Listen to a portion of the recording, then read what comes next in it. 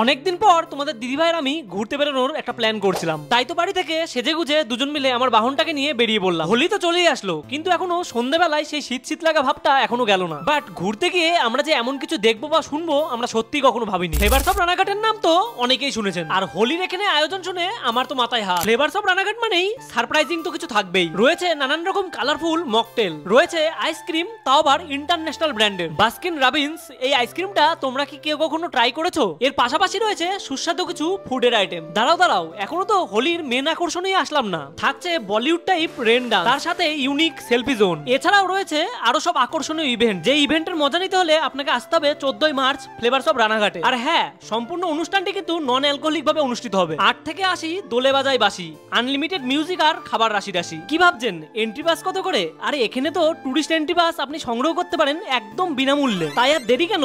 Entry pass পাওয়ার জন্য এখনই যোগাযোগ করুন পেজে দেওয়া এই নাম্বারে। হ্যাঁ, আমি তো আমার পরিবারকে নিয়ে সকাল 10টা থেকে 5টা অবধি এই জায়গায় রয়েছি। তোমরা সবাই আসছো তো?